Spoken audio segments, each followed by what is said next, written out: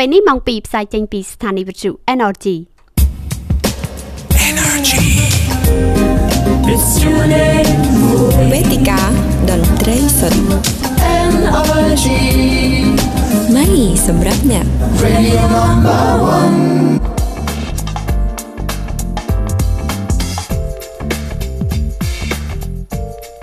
សូមគោរពនឹងជម្រាបសួរដល់ប្រិយមិត្តដែលកំពុងតាមដានស្ដាប់នៅក្នុងកម្មវិធី Miss and Miss ថ្ងៃនេះខ្ញុំ Miss T ចា៎នេះខ្ញុំ Miss K ចា៎បានវិលមកជួបលោកអ្នកនាងទៀតហើយសម្រាប់ថ្ងៃនេះយើងមានភ្ញៀវពិសេសផងដែរចា៎ចាជំរាបសួរលោកយើងយនចាបាទជំរាបសួរបាទសួរស្អាតគេខ្ចីបាទចាប្រិយមិត្តដែលគេថាជា fan ណារបស់ page ចា NLG ចាបើឃើញហើយចាបានព្រោះយើងបានបង្ហោះទៅតើតជាមួយនឹងព័ត៌មានរបស់លោកយិនយនដែលជាតារាចម្រៀងក៏ដូចជាចាតន្ត្រីករហើយការតាំងចិត្តនិពន្ធផងដែរចាអាជីពច្រើនណាស់ចាំមើលយើងថ្ងៃនេះចាមានគេថានឹងមានប្រយោជន៍ច្រើនសម្រាប់ការអញ្ជើញចូលរួមពីសំណាក់លោកយើងយនព្រោះឲ្យយើងត្រូវមានសំណួរសួរណាអាជីពការងារច្រើនព្រោះឲ្យបងប្អូនខ្លះគាត់ក៏និយាយចំណុចថាច្រើនបែបនេះតើធ្វើមិនខ្លះណាចាបាទហើយក៏ដូចជាចង់ស្ដាប់បន្តនៅសំនៀងគេថារបស់លោកយិនយនដែរណាថាតើមានបទអីខ្លះ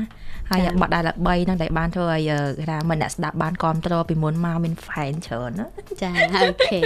ចាប៉ុន្តែជាដំបូងនេះចាដើមកម្មវិធីរបស់យើងចាសូមជូនបទចម្រៀងពីបទសិនហើយយើងនឹងវិលត្រឡប់ចាបន្តពីបទចម្រៀងចាហើយកុំភ្លេចការខលចូលរួមផងដែរលេខទូរស័ព្ទ023 99 53 និង35នៅក្នុងចាំលោកអ្នកផងដែរបន្តពីបទចម្រៀងចំនួន2បទវេទិកាតន្ត្រីសុទ្ធវិទ្យុលេខ1 Energy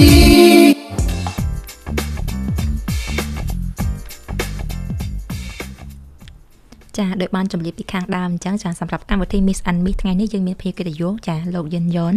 ចាដែលជាតន្ត្រីករអ្នកចម្រៀងនិងអ្នកនិពន្ធផងដែរហើយអ្វីដែលគេថាជួនកាលឈ្មោះគាត់នឹកអត់ឃើញប៉ុន្តែបើសិនជាយើងនិយាយដល់បទចម្រៀងគាត់ប្រហែលជាអាចនឹកឃើញចាគឺម្ចាស់បទសម្រាប់ Florida ចាដែលគេថាតាំងមានចំណាប់អារម្មណ៍ណាច្រើនចាឆ្នាំមុនណាចា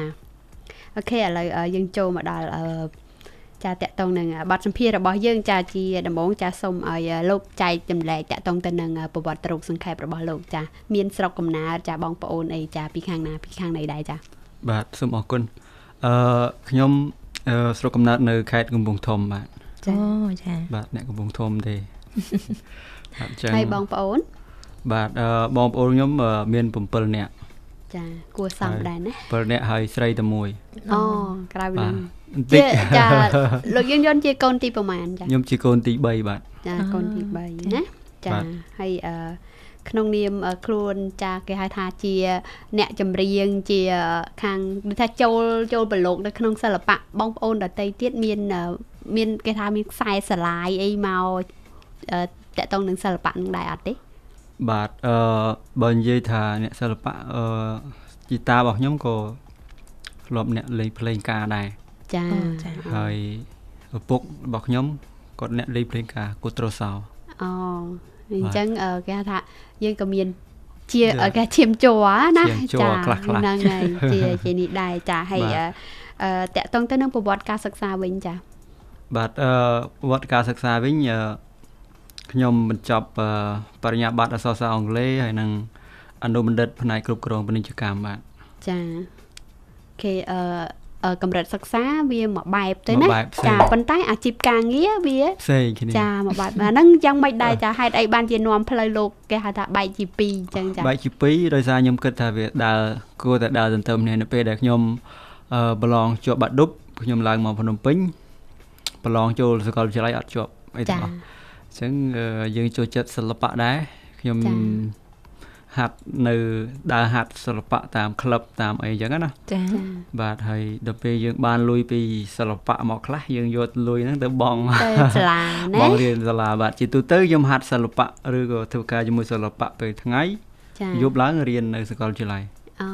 ចានេះចាត់ទុកថាជាប្រវត្តិតស៊ូមួយដែរណាសម្រាប់គេហៅចំណេះដឹងផ្នែកចំណេះដឹងចាអរគុណច្រើនចាយើងនឹងមានសំណួរជាបន្តទៀតចាគេថានឹងជីកកាយសម្រាប់ភ្ញៀវកិត្តិយសរបស់យើងបន្តឥឡូវនេះចាសូមជូនប័ណ្ណចម្រៀងហើយប័ណ្ណរបស់យើងចាយើងដាក់ជូននៅប័ណ្ណសម្រាប់ Florida ដែលជាស្នាដៃរបស់លោក ផ្ទាល់តែម្ដងចាបាទអរគុណ អូខេចារីករាយដូចតទៅចាចាចាំតែហើយសម្រាប់បទចម្រៀងសម្រាប់ Florida ចាចាក់ពីមុននឹងមិញហ្នឹងចាចម្រៀងក៏ដូចជាសំនៀងផ្ទាល់ណាចារបស់លោកយើងយន្តចាទាំងបទភ្លេងទាំងទំនុកច្រៀងចាចាទាំងសំឡេងច្រៀងចាគឺម៉ៅយកទាំងអស់ណាហើយតកតងនឹងបទចម្រៀងនេះចាចង់សាកសួរបន្តិចចាហេតុអីគឺថាអ្វីទៅជាជំរុញចិត្តចាផ្ដើមឲ្យនិពន្ធបទចម្រៀងចាហើយសម្រាប់ហ្នឹងចាឆ្លងទ្វីបទៅទៀតចាមិននៅក្នុងស្រុកយើងណាចាមានអ្នកសួរដែរណាច្បាស់ជាគេថាហេតុអីចាព្រោះតែយើងក៏ឆ្លាញ់នឹងនិយមខ្មែរគ្នាយើងតទៅពេលលេសូសម្រាប់ Florida មិនបានមិនចេញសម្រាប់នារីខ្មែរអង្គវត្តអីចឹងណាចាអរគុណបាទសំណួរនេះគឺសំណួរល្អហើយមានអ្នកសួរច្រើនហើយអ្នកខ្លះចង់ខឹងទៀតមិនខឹងទេថាមិនក៏និពន្ធដល់ស្រុកគេណែបទខ្លះខ្ញុំសរសេរសម្រស់ក្រុងញូវយ៉កសម្រស់ Florida លាហើយ Washington DC អីចឹងបាទគឺសត្វស្លាបនៅ South Carolina បាទចាប់ដើមដំបូងក៏ខ្ញុំទៅតាមរយៈកម្មវិធីរបស់ក្រសួងការបរទេសសហរដ្ឋអាមេរិកហ្នឹងគឺទៅនៅ Florida 2អាទិត្យចាបាទអញ្ចឹងក្នុងកម្មវិធីមួយគេហៅផ្លាស់ប្ដូរវប្បធម៌ជាលក្ខណៈអន្តរជាតិអញ្ចឹងខ្ញុំទៅនឹងក្នុងនាមជាសិល្បករខ្មែរហើយគេឲ្យយើងជួបជាមួយសិល្បករអន្តរជាតិអ្នកខ្លះលេងភ្លេងអ្នកខ្លះច្រៀងអ្នកខ្លះកាន់ស្គរហ្គីតាអីចឹងទៅចាបទ Florida នេះគឺខ្ញុំសម្ដែងនៅក្នុងក្រុមមួយហៅក្រុម X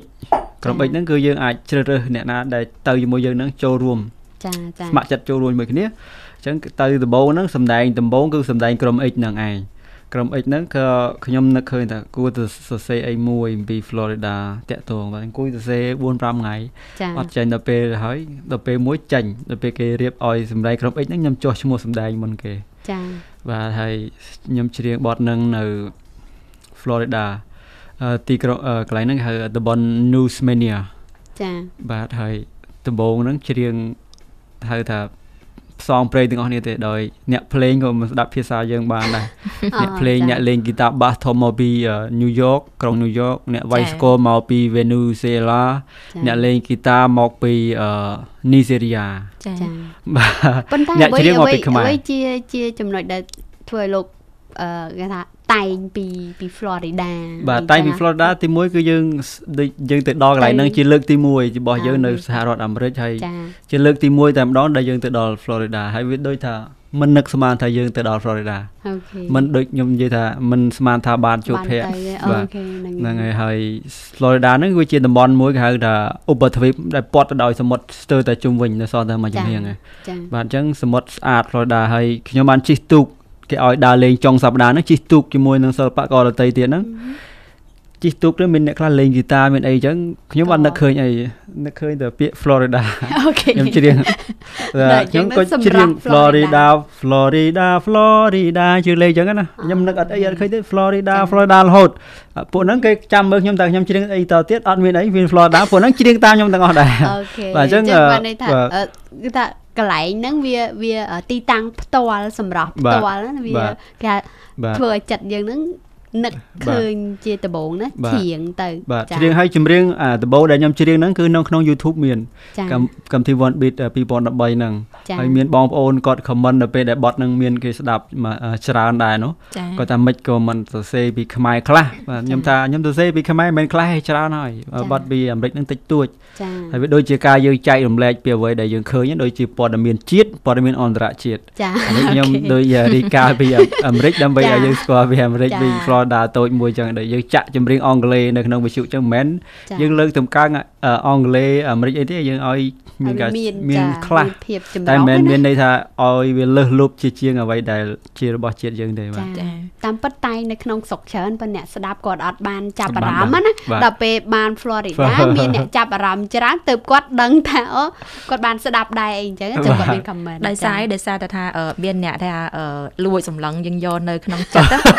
ទៅស្រុកខ្មែរដល់ពេលទៅសូចេញ Florida មកដល់បែកចិត្តវិញអញ្ចឹងទៅអញ្ចឹងចេញសកម្មភាពមកឲ្យឃើញតែហ្មងបា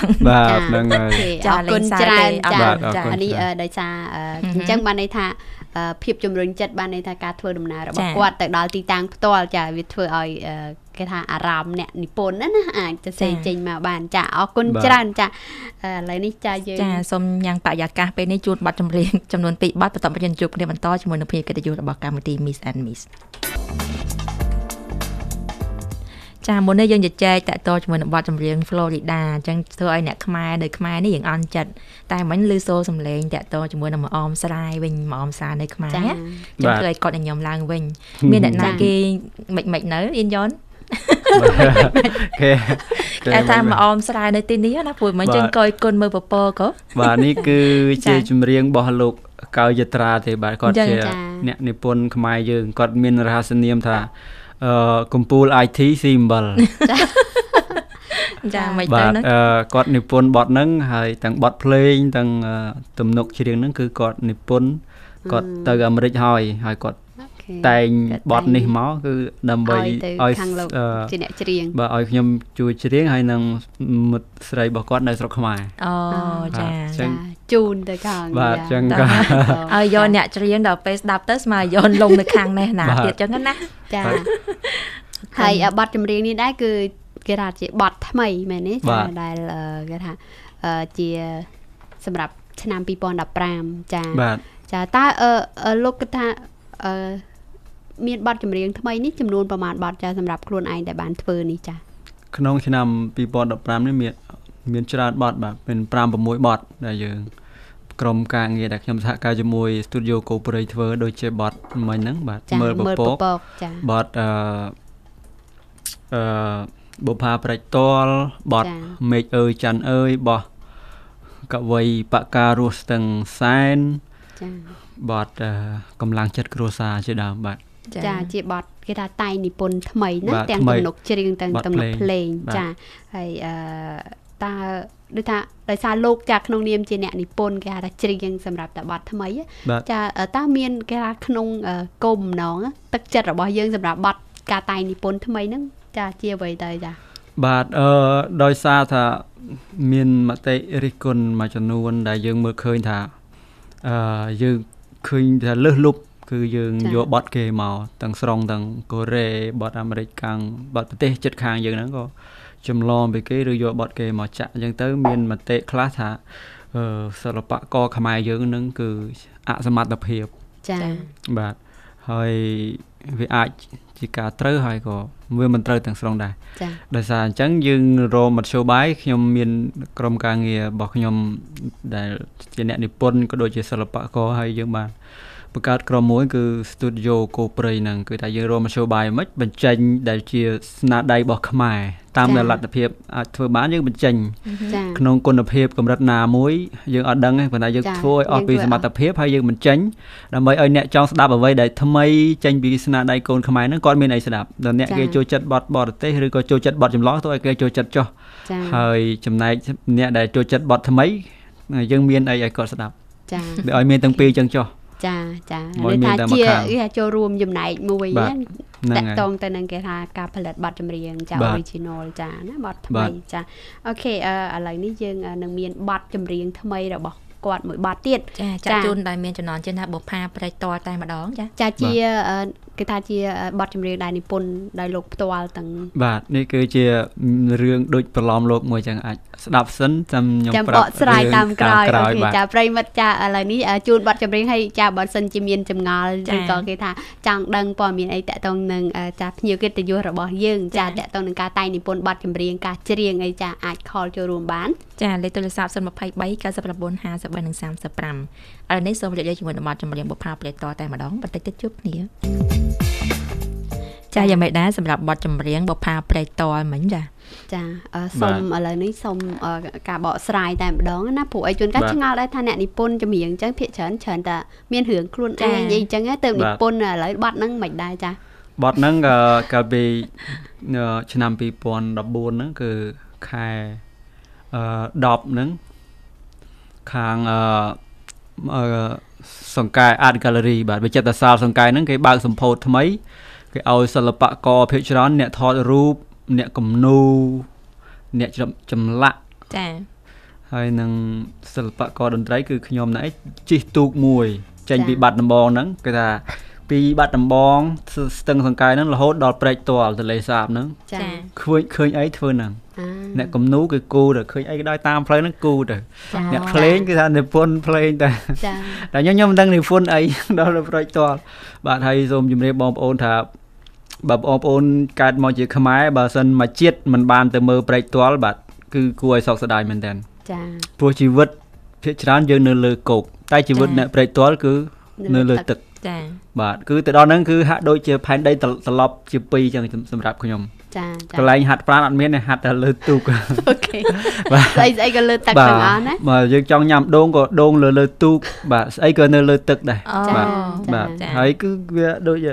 នេះអញ្ចឹងបានខ្ញុំដាក់ថាបុប្ផាព្រែកទាល់លាក់ខ្លួននៅក្នុងសួនជលសា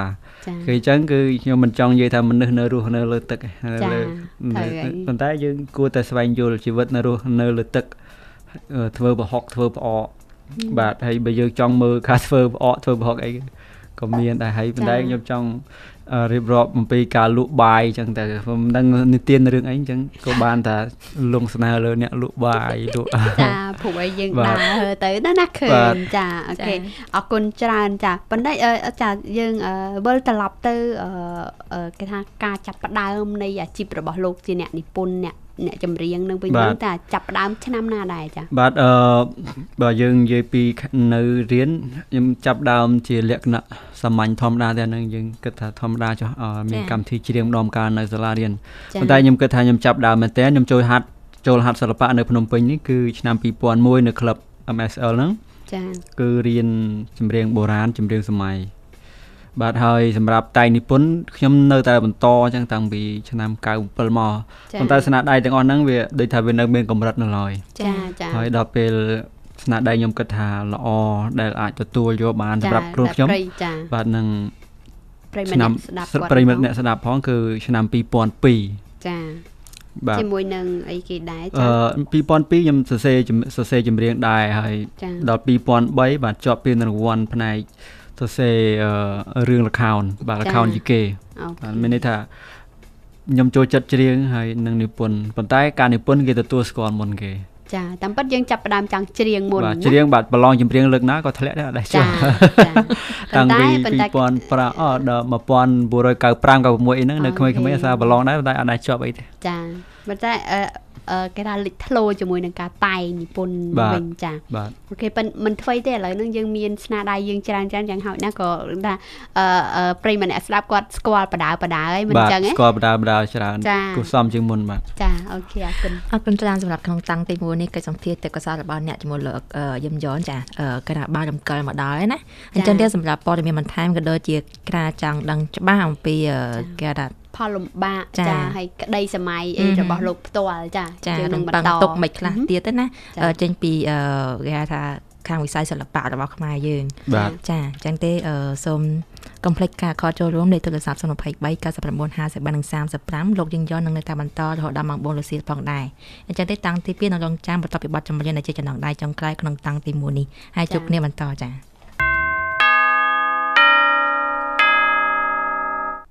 ពេលនេះម៉ោង3ផ្សាយចេញពីស្ថានីយ៍វិទ្យុ Energy Ready go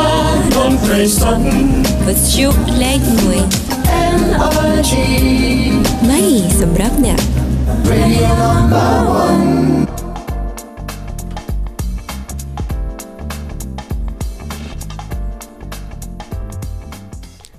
1ចាជំរាបសួរសាជាថ្មីហើយក៏ត្រឡប់មកបទសម្ភាសន៍ទេពកោសល្យរបស់អ្នកក្នុងកម្មវិធី Miss and Me ជាមួយនឹងខ្ញុំ Miss T ចានេះខ្ញុំ Miss K ហើយក៏កុំភ្លេចខលចូលរួមផងដែរលេខទូរស័ព្ទ023 99 50 35រងចាំស្វាគមន៍លោកអ្នកជាមួយនឹងការខលចូលជំរាបសួរដល់ភ្ញៀវកិត្តិយសគឺលោកយុនយុនចាដែលជា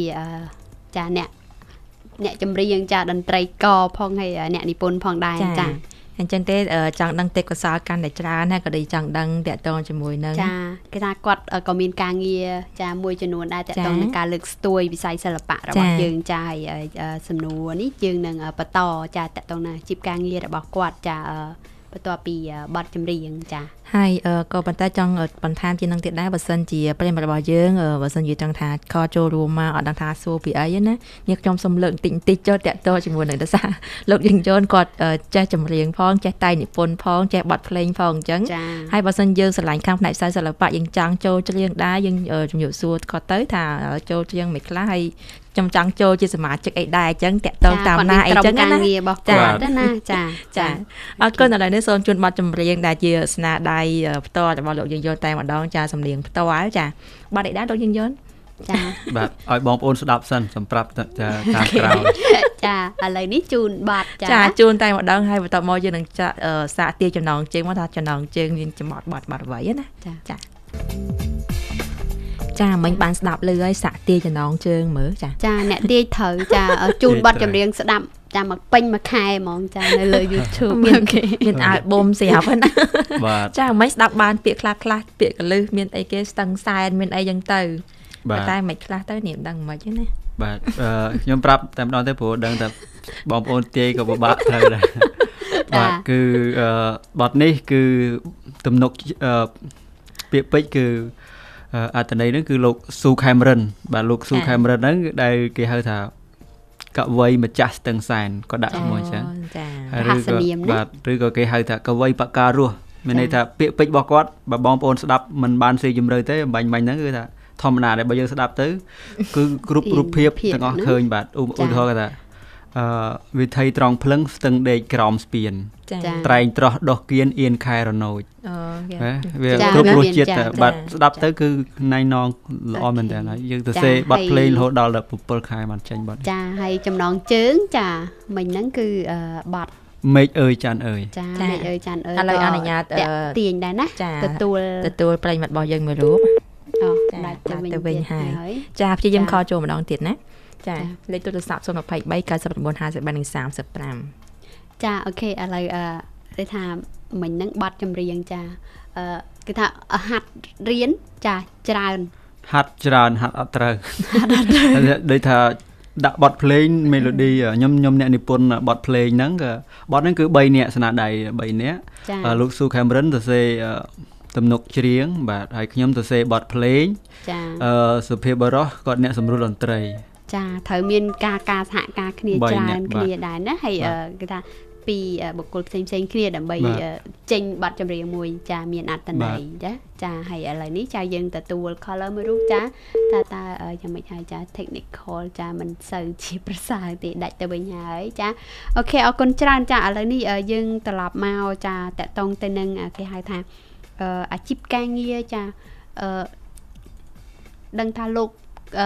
ក្រៅពីចាជាអ្នកចម្រៀងចាជាអ្នកនិពន្ធហ្នឹងហើយមានការងារផ្នែកទ្រទ្រង់សិល្បៈមួយទៀតចាគឺតកតងនឹងអីដែរចាបាទសប្តាហ៍ថ្ងៃខ្ញុំធ្វើការនៅកម្មវិធីមួយហៅរថយន្តតន្ត្រីទឹកខ្មែរចាបាទគឺខ្ញុំជាអ្នករៀបចំកម្មវិធីឬក៏អ្នកគ្រប់គ្រងកម្មវិធីបាទចាប៉ុន្តែការងារគឺធ្វើអីខ្លះដែរបាទការងាររបស់យើងគឺរៀបចំសិល្បៈដោយរួមមានឡានមួយហ្នឹងយើងអាចដាក់ថារថយន្តតន្ត្រីទឹកខ្មែរអញ្ចឹងក៏បានទឹកខ្មែរ Magic Music Bus នៅក្នុង page នៅក្នុង website ក៏មានដែរបាទហើយការងាររបស់យើងគឺនាំសិល្បករបាទជាពិសេសគឺអ្នកតន្ត្រីករខ្មែរបុរាណចាបុរាណខ្លះមានសម័យខ្លះដែរធ្វើដំណើរតាមខេត្តឆ្ងាយដើម្បីសម្ដែងឲ្យបងប្អូនទស្សនាដោយភាគច្រើនគឺសម្ដែងអត់គិតលុយគឺថាទៅហ្មងដើម្បីឲ្យគាត់បានឃើញបានស្គាល់បានស្ដាប់បានឮអីចឹងណាចាអូខេអញ្ចឹងតើតកតងទៅនឹងជំនួយទៅដល់ការងារនេះមកពីខាងណាដែរទៅចាបើយើងធ្វើដោយគេហៅថាយើងធ្វើដោយមិនគិតថ្លៃអីសោះអញ្ចឹងណាមានដូចថាយើងមានកញ្ចប់លុយខ្លះពីមានដៃគូសហការជាមួយនឹងអង្គការសិល្បៈខ្មែរអមតៈចាហើយក្រៅពីហ្នឹងមានស្ថាបនិករបស់យើងហើយខ្ញុំក្នុងហ្នឹងក៏ជាស្ថាបនិកមួយរូបដែរចាហើយក្រៅពីហ្នឹងយើងមានលោកអានជាន់ផនអ្នកបងថនសេម៉ានិងមួយចំនួនទៀតនៅសហរដ្ឋអាមេរិកហើយបើថវិកាហ្នឹងគឺបានមកពីសហរដ្ឋអាមេរិកច្រើនជាងចង់ជួយទ្រទ្រង់សិល្បៈខ្មែរបុរាណយើងណាបាទហ្នឹងចាអូខេអូខេឥឡូវនេះចាយើង ជូនប័ណ្ណចម្រៀងរបស់លោកយិនយនមកប័ណ្ណទៀតហើយយើងនឹងវិលត្រឡប់ចាតាក់ទងទៅនឹងគេហៅថាមូលហេតុនៃការជ្រើសរើសអាជីពហើយនឹងផលវិបាកនៃការតែងនិពន្ធអីផ្សេងចាអរគុណ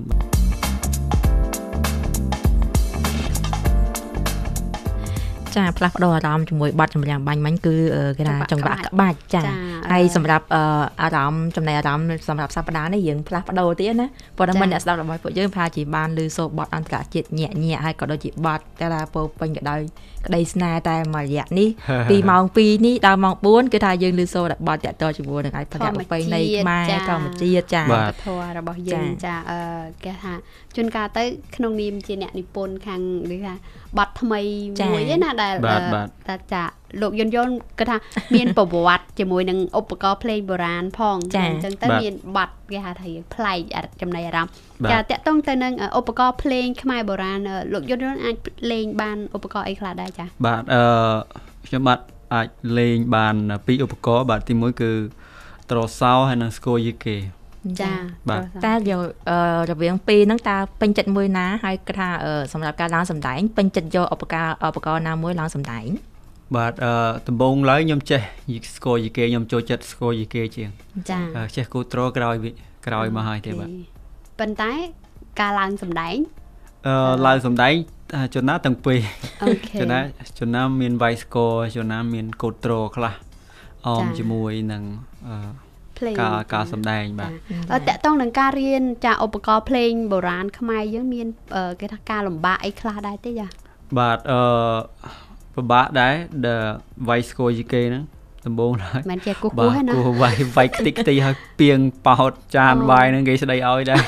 តែពេលហូបបាយមិនហូបបាយវាយតែចានគិតចឹងគិតតែពីចង្វាក់បាទគិតតែពីចង្វាក់វិញ្ញាណទៅវាយទាំងការ៉ូបពីងការ៉ូអានេះបាត់ពិសោធន៍បាទពួកស្គរគេមានស្គរធំស្គរតូចគេហើយវាយមានទាំងលើវាយទាំងក្រោមអញ្ចឹងប៉ុន្តែការវឹកហាត់ដូចយ៉ាងម៉េចដែរចាទៀមទាអីខ្លះបាទទៀមទាទី1គឺស្រឡាញ់ហើយនឹងការបដូរផ្ដាច់ហើយយើងហាត់លោកគ្រូគាត់ប្រាប់យើងមកប៉នេះបាទគាត់ប្រាប់តែសំឡេងតែវាចេះដល់ពេលយើងចាំអាសំឡេងហ្នឹងយើងវាយឲ្យវាលឺអាសំឡេងហ្នឹងវាមិនលឺដូចអ្វីដែលគាត់ប្រាប់ចាអញ្ចឹងយើងអង្គុយទៅផ្ទះហើយផ្ទះទៀតបើមិត្តភក្តិខ្ញុំខ្លះវាយឡើងហើមដៃក៏មានដើម្បីរកសំឡេងដែលត្រូវណាចាអូខេចុះតកតងនឹងការកូតត្រសោនបាទការកូតត្រពិបាកជាងវាយស្គរសម្រាប់ខ្ញុំណាចាបាទដោយសារអីទៅដោយសារត្រវាអត់មានតែខ្សែវាអត់មានខ្ទង់កន្លែងថាកន្លែងនេះដូរកន្លែងនេះរេបើយើងចាប់ខុសបន្តិចគេហៅភ្លាវខ្ទង់បាទអញ្ចឹងត្រូវការពេលវេលាច្រើនហើយខ្ញុំអត់សូវមានពេលវេលាច្រើនព្រោះខ្ញុំមកផ្លែទៅនេះទៅនោះអញ្ចឹងគួយកូតអញ្ចឹងទៅវាពិបាកជាងវាមានច្រើនបត់បើចង្វាក់មានតែដូចថាចង្វាក់បត់ដូរបត់គ្រប់ចង្វាក់វាអាចតែមួយតែដូចបត់វាវាយក្រឹមតែប៉ុណ្្នឹងទេបើដាច់បត់ភ្លេងដូររហូតដូរគ្រប់បត់អញ្ចឹងបើយើងភ្លេចបត់ផ្លែយើងដូរបត់អញ្ចឹងយើងកូតត្រផងអ្នកនៅតាមយើងហ្នឹងខុសបត់វែងពេញចាបើយើងតាមស្ដាប់ប្រយ័ត្នមែនតើចាពួកបត់ចម្រៀងបើសិនជាមានសម្លេងត្រចូលគឺនាំមុខសម្លេងចាជួបើថាបែកមកបែកអ្នកច្រៀងក៏វែងយើងក៏វែងចាអូខេប៉ុន្តែបើសិនជាល្អវាកាន់តែគេថាជួយលុយបត់ចម្រៀងហ្នឹងគ្នាអរគុណចាកោតសរសម្រាប់អ្នកដែលគេថាតន្ត្រីករណាផ្នែកបុរាណចាហើយមិនថាបុរាណសម័យអីភាគច្រើនគឺថាទៀមទាការវឹកហាត់ការតស៊ូច្រើនមែនតើការវឹកហាត់ឲ្យធ្វើឲ្យពេលសម្ដែងនោះគឺអារម្មណ៍ឲ្យមូលបាទតែមិនស្រួលខុសបត់គឺវែងទាំងអស់គ្នាអូខេចាឥឡូវចឹងណាចាអូខេចាឥឡូវនេះយើងមានបទចម្រៀងជាបន្តទៀតចាតកតងនឹងប្រពៃណីដែរเนาะដូចជាស្រណោះវាលស្រែមើលទៅបាទចាអរគុណចាឥឡូវសាកត្រឡប់យើងទៅចារៀងឆ្ងាយពីភ្នំពេញតិចមើលចាទៅដល់វាលស្រែវិញមើលចាអរគុណចាសូមកត់ទសាដែរព្រោះថាបទចម្រៀងពីមួយចង្វាក់ទៅមួយចង្វាក់ហើយស្ដាប់សំឡេងផ្ទាល់របស់លោកជីងយ៉នអ្នកកំពុងធំព្រោះថាសំឡេងពេលនិយាយមកដូចរៀងពេលខ្លះមានបែបផែនសំឡេងបែបកំពុងធំទៅតិចតួចអីចឹងណាតែដល់ពេលបកស្រាយបទចម្រៀងស្ដាប់ទៅផ្សេងចាច្បាស់លាស់ហើយស្ដាប់ទៅគឺថាមានរំដំរបស់គេអញ្ចឹងណានឹងខែតែគេមានទេពកោសល្យណាបាទហ្នឹងហើយបាទបើប្រហែលមកពីអ្នកខាងសៀមរាបកំពង់ធំហ្នឹងគឺនិយាយភាសាដើមចាបាទអញ្ចឹងភាគច្រើនអ្នកនៅតំបន់ខាងលិចខ្មែរយើងខាងលិចហ្នឹងនិយាយច្បាស់ជាងគេគឺខ្មែរតំបន់ភាគខាងលិច ចា បាទរាប់ពីសៀមរាបបដរមានជ័យវិទីមានជ័យសុរិនហ្នឹងគឺនិយាយច្បាស់ជាងហើយដោយសារយើងនៅតំបន់ភ្នំពេញកណ្ដាលនេះយើងកាត់សំឡេងសូចុងច្រើនប៉ុន្តែកំពង់ធំកាត់ចុងពាក់កណ្ដាលហើយទេអូខេ ប៉ុន្តែកំពង់ធំខាងស្រុកអីដែរឬសូតែកំពង់ធំនឹងស្រុកអីចាបាទស្រុកសប្ងៃគេចូលស្រុកស្ទឹងសែនដែរចាកាលខ្ញុំកើតនៅក្នុងស្រុកកំពង់ស្វាយទេតំបន់ដែលខ្ញុំនៅហ្នឹងគឺចាឥឡូវហ្នឹងដែលមានការផ្លាស់ប្ដូរណាផ្លាស់ប្ដូរឥឡូវលែងឃុំហើយទៅជាសង្កាត់សយើវិញគេពួកឯងក្រុងគេមានក្រុងនេះហ៎ចាក្រុងស្ទឹងសែនវិញចឹងទេយើងក៏មានគេថាបន្លកខាងសិល្បៈចេញពីខាងស្ទឹងសែនមកកំពង់ធំចាមានច្រើនបដាពួកភាគច្រើនជាងកាយយើងស្គាល់តែអ្នកខាងបាត់ដំបងចាអូខេឥឡូវងាកមករកសំណួរវិញចាតាក់តងទៅនឹងនេះមិញបានស្ដាប់ហូហែហើយចាតាក់តងនឹងការតែងនិពន្ធអីប៉ុន្តែចង់ដឹងដែរថាតាក់តងទៅនឹងចាផលលំបាកនៃការចាប់អាជីពជាអ្នកចម្រៀងអ្នកនិពន្ធហ្នឹងចាមានផលលំបាកអីចាសុំពីចម្រៀងហើយបន្ទាប់មកគឺចានិពន្ធហើយចាំភ្លេងក្រោយគេចាបាទសម្រាប់ការងារអីក៏ដោយវាតែងតែមានហានិភ័យណាមិនថាអ្នកនយោបាយមិនថាជាគ្រូបង្រៀនឬក៏អ្នក business បាទគឺសិតតែមានហានិភ័យហើយសម្រាប់សិល្បករជាទូទៅបាទគឺអ្វីដែលពិបាកជាងគេគឺការចាប់ដើមដំបូងហ្នឹងគឺអត់មានអ្នកទទួលស្គាល់យើងទេមិនថាអ្នកនិពន្ធឬក៏អ្នកចម្រៀងទេគាត់កំពុងតែមានហានិភ័យនិងប្រឈមនឹងការលំបាកដូចគ្នាគឺចំណាយច្រៀងបរុសហើយគេអត់ហៅច្រៀងចានិពន្ធបានល្អហើយគេមិនយកទៅបោះពុំគេមិនយកទៅអីដូចគ្នាបាទហ្នឹងគឺជាការតស៊ូហើយដែលខ្ញុំចូលរួមក្នុងការងារសិល្បៈភាគច្រើនជួនណាយើងចង់ឲ្យមានការទទួលស្គាល់តែវាមិនងាយដូចយើងគិតណាបាទម្ល៉េះហើយប្រឡងចម្រៀងអីក៏ដោយគឺថាតាំងពីខ្ញុំប្រឡងមកគឺមិនដែលជាប់ទេចាបាទទៅបញ្ជាប់កម្មវិធី Hear My Song នឹងបានម្ដងដល់ការទី2ណាបាទដល់ការទី2អញ្ចឹងគឺអ្វីដែលលំបាកបំផុតគឺថាយើងប្រឡូកក្នុងវិស័យសិល្បៈគឺថាយើងចង់ឲ្យចេញមុខចេញមាត់ឲ្យមានការទទួលស្គាល់នឹងស្មុគស្មាញហើយយើងត្រូវការវិនិយោគច្រើនចាដូចជាទាំងពេលវេលាទាំងលុយកាក់បាទអញ្ចឹងដើម្បីចូលរួមក្នុងការងារសិល្បៈហ្នឹងមិនមែនយើងអត់ធនធានទេយើងត្រូវមានធនធានដូចខ្ញុំអញ្ចឹងជួនពេលខ្លះខ្ញុំបានលុយពីក្រៅទេពីការងារដូចជាការងារធ្វើការតាមរយៈខ្ញុំចេះភាសាអង់គ្លេសអញ្ចឹងខ្ញុំរៀនឬក៏ធ្វើអីផ្សេងៗខ្ញុំបានលុយខ្ញុំមកចំណាយពេលលើការរៀនឬក៏ផលិតចម្រៀងផ្ទាល់ខ្លួនដើម្បីប្រម៉ូទខ្លួនឯងចាអញ្ចឹងគឺអ្នកដែលធ្វើការរៀនជាមួយខ្ញុំមួយចំនួនកាលខ្ញុំចូលរៀនដំបូង100អ្នកជាងនៅសល់អត់ដល់10អ្នករត់អស់លីងម្ដងចាស៊ូអត់បានតែខ្ញុំតស៊ូបានចាប៉ុន្តែយើងក៏ត្រូវដឹងដែរថាស៊ូបានទើបមានថ្ងៃនេះដែរមិនចឹងហ៎ចាមានស្នាដៃមានសមិទ្ធផលចេញមកចាគេតាក់ទងទៅនឹងគេថាការលំបាកហ្នឹងមានអីទេដែលថាធ្វើឲ្យចងចាំទុកណាធ្វើឲ្យយើងដូចថារៀងឈឺចាប់ដែរណាក្នុងបទពិសោធន៍រយៈពេល10ឆ្នាំក្នុងអាជីពនេះចាក្នុងការងារហ្នឹងគឺយើងចងចាំច្រើនដូចថាយើងច្រៀងដំបូងពេលខ្លះមានអ្នកខ្លះគេណែនាំឲ្យយើងទៅជួបអ្នកនេះជួបឯនោះអ្នកខ្លះគេសរសើរថាយើងបរោះអ្នកខ្លះក៏មានផលិតករមួយខ្ញុំចាំបានខ្ញុំមិនបញ្ចេញឈ្មោះគាត់ទេគាត់ជាផលិតករល្បីដែរគាត់ឆ្នាំ2002ខ្ញុំចាំបានថាមានបងប្រុសគាត់ហ្នឹងណែនាំខ្ញុំឲ្យទៅកន្លែងគាត់ដូចគេគាត់គិតថាសំឡេងខ្ញុំដូចក្រាន់បើដែរអញ្ចឹងណាចាដល់ពេលគេស្ដាប់អញ្ចឹងស្ដាប់ចប់ផលិតករហ្នឹងគេថាសំឡេងអូនឯងហ្នឹងបានតែច្រៀងតាមចើមថ្នល់ទេអូចាបាទអញ្ចឹងពាក្យសម្ដីហ្នឹងគឺវាមានអារម្មណ៍ថាដូចថាយើងហ្នឹងវាភាសាអង់គ្លេសថា down ចាវាអន់មិនដឹងថាយើងវាអន់មែនឬក៏គេមើលងាយយើងទេកាលហ្នឹងវាយើងក៏មិនតូចចិត្តអីធំដុំទេគ្រាន់ថាវាមិនអន់យើងគិតថាយើងវាមិនអន់ដល់ថ្នាក់ដើរតែចើមខ្នល់អ្នកច្រៀងចើមខ្នល់ក៏ព្រោះដែរគ្រាន់តែគេមិនយកមកប្រម៉ូទយកមកឡងសេអីចឹងបាទជានេះជាអ្វីដែលខ្ញុំចងចាំបំផុតនៅក្នុងការងារសិល្បៈជាង10ឆ្នាំមកនេះចាចុះសម្រាប់10ឆ្នាំក្រោយមកនេះតើបានជួបគាត់ហើយឬក៏យ៉ាងម៉េចដែរទេចាបាទអត់ដែរបានជួបទេចាឥឡូវនេះសូមនឹងជួបណាចាងាកមករកប្រិយមិត្តរបស់យើងវិញតើគាត់មានសំណួរអីចង់ជម្រាបសួរណាចា Hello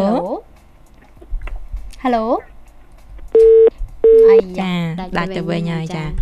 ប្រព័ន្ធតែរ៉ារអួលណាអរគុណសូមជម្រាបខំម្ដងទៀតណាបងស្រីលេខទូរស័ព្ទ023 99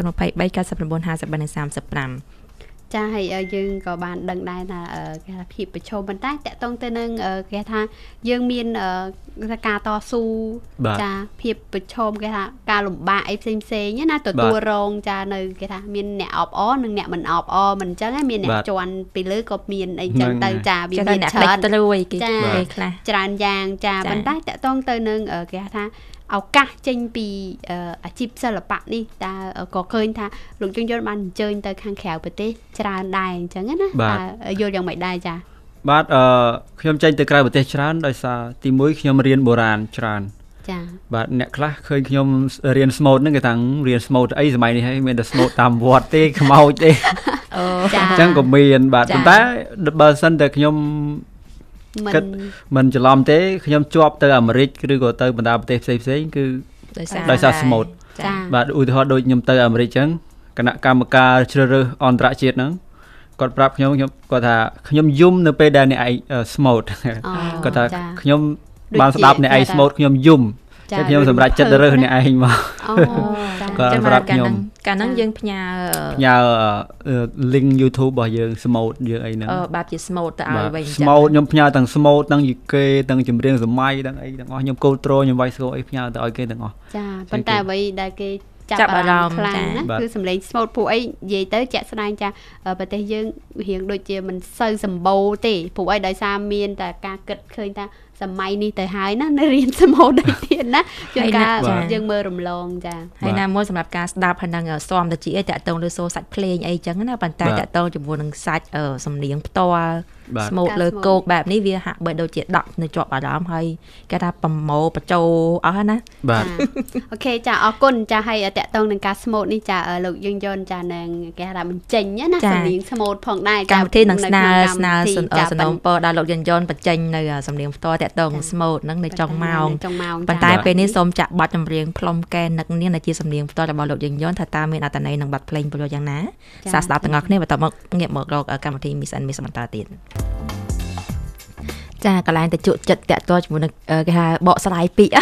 បាទចាព្រោះបាត់ចំបាញ់មិញតាក់ទងជាមួយនឹងកែនបាទចាអញ្ចឹងពាក្យនៅក្នុងនោះមួយចំនួនផាជាខាងអ្នកជាពិសេសអ្នកកំណើតនៅភ្នំពេញផាជាអត់សូវបានស្គាល់ពាក្យខ្លះទេដូចមិញថាអីគេសួររបនចាហ្នឹងតាមពិតទៅមិនវិញបាទអរគុណបទនេះគឺសុភាពបរោះទេលោកសុភាពបរោះគាត់ជំនាញខាងនិពន្ធបទភ្លេងនិងគ្រូតន្ត្រីគាត់និពន្ធបទហ្នឹងដោយយកកែនជាឧទាហរណ៍ផ្លុំកែននឹកនាងបាទក្នុងហ្នឹងគឺប្រើពាក្យមួយចំនួនឬភាសាខ្មែរយើងដើមតំបន់នៅខាងលិចបនកំសត់រ៉ាត់ថ្ងៃកំសត់មិនកំសត់ដូចយើងកំសត់រ៉ាត់ហ្នឹងគ្រប់ថ្ងៃចារ៉ាត់ហ្នឹងគឺរាល់ថ្ងៃអញ្ចឹងណាចាបងផ្លុំកែននឹកនាងរាល់ថ្ងៃចាហ្នឹងហើយសួររបនសួររបាទសួររបនគឺបនហ្នឹងគឺកន្លែងចាបាទដូចអ្នកខាងសូរិនខាងកំពង់ធំមួយចំនួនម៉ែម្ដាយខ្ញុំគាត់នៅប្រើពាក្យបននៅឡើយទេបនហើយនេះវិញអត់ដឹងបនអីសោះអត់ដឹងបនមានន័យថាអត់ដឹងខុសត្រឹមត្រូវអត់ដឹងកន្លែងចានេះបើសិនជាអ្នកស្រុកនៅខាងហ្នឹងហើយមកស្នាក់នៅជាមួយអ្នកអំពេញហើយត្រូវឆ្លោះគ្នាច្រើនណាសួររបនហ្នឹងបាទចាបារោបាទអ្នកខ្លះគេអ្នកកំពុងធំគឺនៅប្រើបារោនៅឡើយសរិនក៏ប្រើបារោជាមានពាក្យបច្ចេកទេសរបស់គេណោះអត់ទេយើងខ្ញុំស្មានតែគេនិយាយចឹងខុសបាទបើពេលខ្ញុំបើក dictionary វចនានុក្រមលោកតាជុនណាតមានតែយើងអត់ដែរប្រើចាអ្នកអំពេញអត់ដឹងហ្មងចាអរគុណច្រើនសម្រាប់ការបកស្រាយហើយក៏ចង់ជំរាបជូនដល់អ្នកស្ដាប់ផងដែរកុំឲ្យយល់ខុសទៅលើពាក្យមួយចំនួនណាព្រោះបើសិនជាអ្នកក៏នៅខាងចនីបែកខាងហ្នឹងតំបន់ខាងហ្នឹងក៏ស្គាល់ហើយពាក្យហ្នឹងតែពេលសំនៅខាងពេញឬសូពាក្យថ្មីខ្ញុំប្រហែលជាអាចរៀងផ្លែកអារម្មណ៍បន្តិចបាទចាអូខេឥឡូវបន្តថ្មីនៅពេញចាប៉ុន្តែនៅខាងភាគខាងលិចរបស់យើងអត់ថ្មីទេណាចាអូខេជាគេហៅថាចំណៃអារម្មណ៍ប្លែកចាមួយដែរចាឥឡូវនេះចាចូលមកដល់ចាបទសម្ភាសន៍របស់យើងចាមុននឹងក៏បានដឹងពីរឿងផលលំបាកផ្សេងដែរប៉ុន្តែតកតងទៅចាក្នុងអាជីពចាកម្រងអនាគតរបស់លោកចាក្នុងនាមជាអ្នកនិពន្ធអ្នកតន្ត្រីករនេះចាតើមានគោលបំណងអីខ្លះដែរចាបាទសូមអរគុណខ្ញុំជឿថាមានគោលបំណងមួយដែលថាខ្ញុំរៀនឲ្យបានស្គាល់អំពីមូលដ្ឋាននៃវប្បធម៌ខ្មែរច្រើនចម្រៀងស្មូត បុរាណចម្រៀងអីហ្នឹងដើម្បីយើងផលិតអីថ្មីថ្មីដោយសារយើងឃើញថាមានអ្នករិះគន់ច្រើនដែលថាសិល្បករយើងអ្នកនិពន្ធយើងហ្នឹងគឺអសមត្ថភាពណាស់ដែលយើងគិតតែពីយករបស់គេមកចម្លងហើយគេក៏រិះគន់យើងអត់មានហាក់ដូចជាអត់មានដំណោះស្រាយម្ល៉េះហើយយើងជាសិល្បករមួយរូបអ្នកនិពន្ធមួយរូបក៏មានការអៀនខ្មាស់ហើយខ្ញុំជាមួយនឹងមិត្តភ័ក្តិរបស់ខ្ញុំហ្នឹងមានការបដិញ្ញាចិត្តរួមគ្នាថាយើងចង់ធ្វើអីថ្មីដែលមានរូបភាពពណ៌សម្បុរជាខ្មែរដើម្បីឲ្យបងប្អូនខ្មែរយើងបានស្ដាប់បានឃើញជាជាងយករបស់គេមកទាំងអស់អញ្ចឹងទៅវាដូចជាលុបខ្លួនឯងកប់ខ្លួនឯងទាំងស្រុងបាទអញ្ចឹងយើងមានអីខ្លះយើងស្ដាប់របស់គេខ្លះយើងមានអីរបស់យើងខ្លះហ្នឹងវាល្អដូចយើងរលុយបានខ្លួនឯងច្រើនយើងអត់ខ្វះយើងឲ្យខ្ចីគេឬក៏សុំគេចាយខ្លះហ្នឹងអត់អីបើខ្ចីគេឬក៏សុំគេចាយសុទ្ធអាហ្នឹងទៅជាអ្នកសុំទានវាអត់ល្អដូចជាទៅជាសិល្បករចម្លងពីគេទាំងស្រុងអត់ល្អអញ្ចឹងខ្ញុំមានគោលបំណងមួយថាត្រូវតែផលិតចម្រៀងថ្មីឬក៏ថា original នឹងឲ្យបានយ៉ាងហោចមួយខែមួយបទសម្រាប់ក្រុមខ្ញុំធ្វើម៉េចឲ្យយើងបានស្ដាប់អីជារបស់យើងច្នៃប្រឌិតទោះបីកម្រិតណាក៏ដោយគឺយើងត្រូវតែធ្វើឲ្យមានជារបស់យើងចេញចាហើយតាក់ទងទៅនឹងបទចម្រៀងរបស់លោកចានៅដែលថាមានចេញអាល់ប៊ុមនេះចំនួនប្រហែលបទដែរចាបាទសម្រាប់ចម្រៀងខ្ញុំនៅក្នុងនោះវាជិត10បទចាហើយដោយសារតាលោកចាផលិតគេហៅថាក្នុងក្រុមការងារចាដែលមានជំនួយពីខាងក្រៅមកណាបងប្អូនគាត់ជួយបាទក្នុងស្រុកក៏មានគាត់ឧបត្ថម្ភខ្លះគាត់ជួយណាចាតាមលទ្ធភាពអ្នកនិពន្ធខ្លះគាត់និពន្ធបានទេគាត់ចង់បញ្ចេញគាត់ឧបត្ថម្ភតែយើងធ្វើអស់ប៉ុណ្ណេះភ្លេចអស់ប៉ុណ្ណេះច្រៀងអស់ប៉ុណ្ណេះហើយចឹងគាត់ឧបត្ថម្ភបាទហើយសូតែដាក់នៅណាដាក់នៅអាល់ប៊ុមណាគឺដាក់ក្នុង YouTube ហើយនឹងចាFacebook ចាអូខេអញ្ចឹងហើយប្រសិនបើប្រិមិត្តចាដែលគាត់ដូចថាចង់ស្ដាប់មានតែចូលទៅក្នុង Facebook page ណា Facebook Copray Studio ហើយនឹង YouTube បាទ YouTube វាយបទចម្រៀងដែលយើងមានចំណងជើងប្រកាសមាញ់ហ្នឹងទៅបទអីក៏មាននៅក្នុង YouTube ដែរបាទចាបទខ្លះគឺមាន10 20 channel YouTube វាតគេ copy តគ្នាអញ្ចឹងចាអរគុណសម្រាប់ការបកស្រាយឥឡូវនៅសានីតិយើងបានរំកិលហើយចាយើងស្នើសុំឲ្យគាត់ smooth ឬក៏ចាមានហើយបន្ទាប់មកមានសាយចាឥឡូវសុំសារបន្តិចមកចាឲ្យនឹងបិទដោយការ smooth ចាជម្រាបលារបស់ប្រិមិត្តបាទសូមអរគុណចុងក្រោយខ្ញុំសូមអរគុណ Virtue Energy បាទដែលបានបង្កើតកម្មវិធីនេះហើយផ្ដល់ឱកាសឲ្យខ្ញុំមកចែករំលែកអ្វីដែលខ្ញុំមានទៅបងប្អូនហើយខ្ញុំមានសារជាចុងក្រោយទេបាទគឺយើងដូចថាជាជនជាតិខ្មែរយើងចំណាំតែនិយាយថាមោទនភាពជាតិខ្មែរបាទអញ្ចឹងយើងមានមោទនភាពយើងត្រូវតែធ្វើអីឲ្យវាអស្ចារ្យបាទយើងជាអ្នកវិទ្យាសាស្ត្រជាអ្នកតន្ត្រីក៏ជាអ្នកនិពន្ធយើងគួរតែព្យាយាមផលិតអីដែលថ្មីដោយខ្លួនឯងតាមដែលអាចធ្វើបានប៉ុណ្ណាប៉ុណ្ណឹងហើយយើងចាប់ដើមដើរពីថ្ងៃនេះថ្ងៃមុខយើងនឹងដើរលឿនហើយបើសិនតែយើងមិនបានធ្វើអីក៏ជួយផ្សព្វផ្សាយឬក៏បើឃើញនៅក្នុង Facebook មានចម្រៀង original អីជួយ share ជួយ comment អីនេះគេថាជាការជំរុញមួយឲ្យខ្មែរយើងខ្លាំងហើយយើងនឹងដល់កម្រិតមួយថាមោទនភាពជាតិពិតប្រាកដវិញចេះលើកស្ទួយគ្នាយើងណារុញច្រានបានវាទៅមុខបាទអរគុណហើយសម្រាប់ចេញផ្ទាល់ពីកម្មវិធីនេះខ្ញុំ Miss T និង Miss K ក៏សូមអរគុណសម្រាប់វត្តមានរបស់លោកយើងយន់ដែលបានចូលរួមក្នុងកម្មវិធីចែករំលែកនៅចំណេះដឹងក៏ដូចជាបទពិសោធន៍ហើយក៏ដូចជាហៅថាអ្វីទៅដែលជាការតស៊ូព្យាយាមរហូតមកដល់ថ្ងៃនេះណាចាហើយក៏សូមជូនពរលោកយើងយន់ដើម្បីទទួលបានភាពជោគជ័យសម្រាប់អាជីពការងារនេះទៅថ្ងៃមុខផងដែរបាទសូមអរគុណបាទកញ្ញាទាំងពីរបាទចាឥឡូវនេះសូមសំនៀងផ្ទាល់តែម្ដងតាក់ទងជាមួយនឹងការស្មូតហើយយើងនឹងមានបទចម្រៀងជាចំណងដែរចុងក្រោយដែលជាសំនៀងផ្ទាល់របស់លោកជំនឿនផងដែរឥឡូវនេះសូមរាប់ជូនតែម្ដងចា1 2 3អូអប្សរា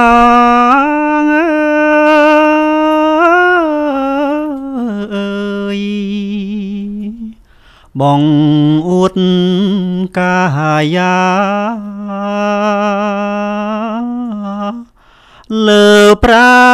ងអង្គអើយក្រោមកំដៅថ្ងៃ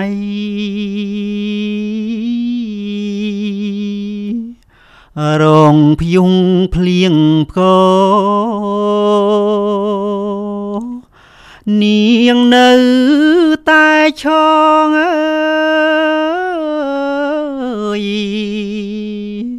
ញញឹមប្រាំប្រៃអរគុណចា ចា ផ្ទះដៃក្នុងស្ទូឌីយោ ចាពីរនាក់ ចាអរគុណ ផ្ទះដៃ ចា អរគុណច្រើនដល់នេះលំអរកាយគ្រប់លាតាមតែប៉ុណ្ណេះហើយជូនពលលោកអ្នកនាងជួបតែក្តីសុខសំណាងល្អគ្រប់ពេលវេលាជួបគ្នាថ្ងៃស្អែកក្នុងកម្មវិធី Miss and Miss តាមពេលម៉ោងដដែលនាងខ្ញុំ Miss T ចានេះខ្ញុំ Miss K ចានិងភីកដយុលោកយឹងយន ចាសូមគោរពលាចា បាយបាយ